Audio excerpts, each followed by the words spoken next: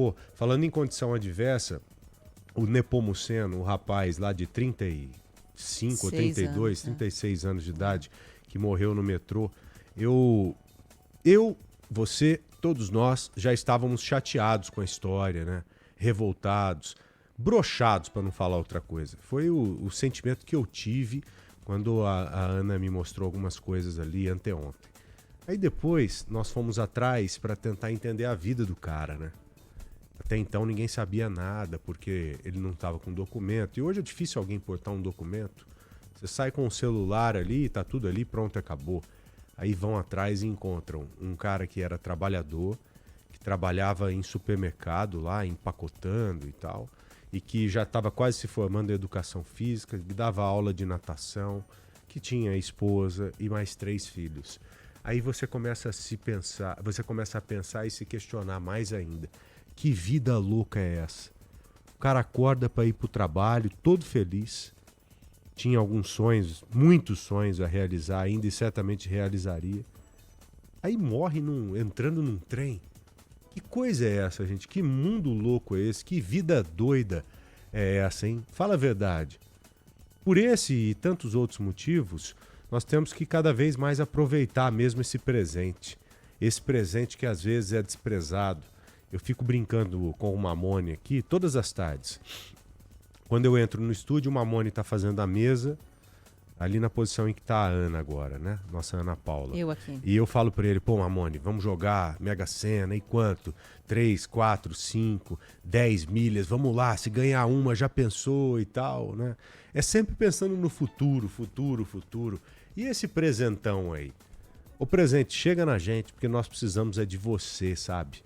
O presente que é o que tem que ser aproveitado mesmo.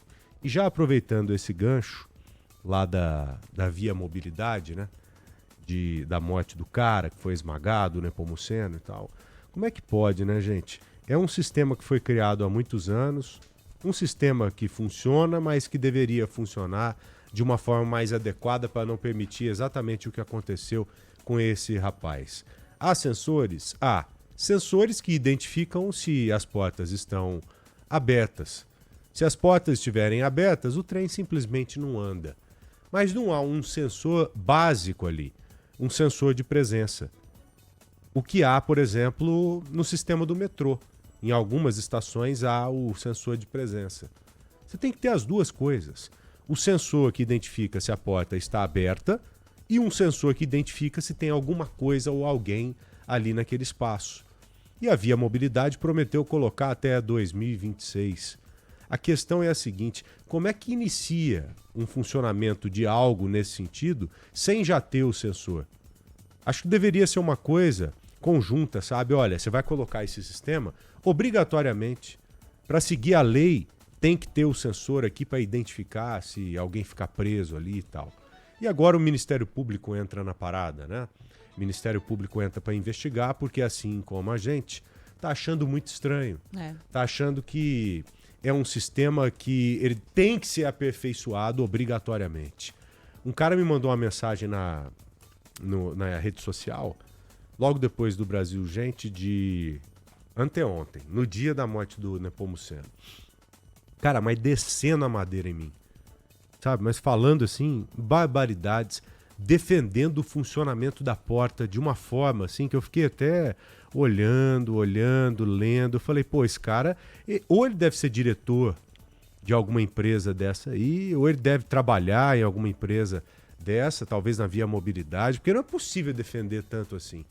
Sabe? Falando que eu só tava falando asneira, que as portas funcionam, que as pessoas são culpadas, que não respeitam o efeito sonoro e tal. Acho que um cara desse não deve nem usar o transporte público diariamente para falar, para querer colocar a culpa num cidadão, sabe?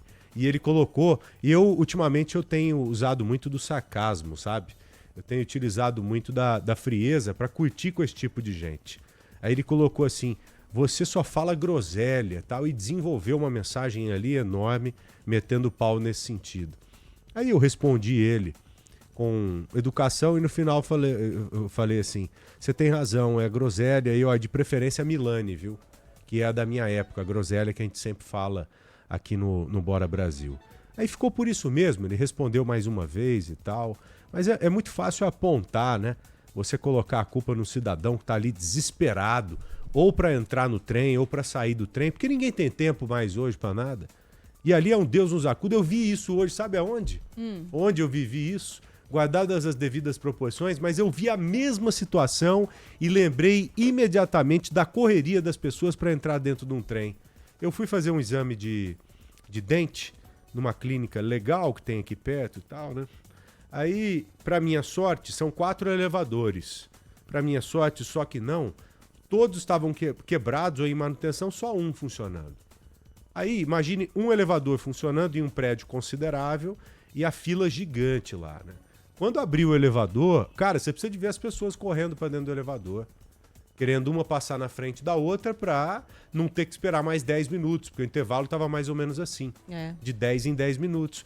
É o que as pessoas passam diariamente no transporte público. 2 minutos esperando um vagão já faz diferença para muita gente. Aí vem um canalha como esse, apontar para mim e falar que eu tô errado em falar que as portas não funcionam.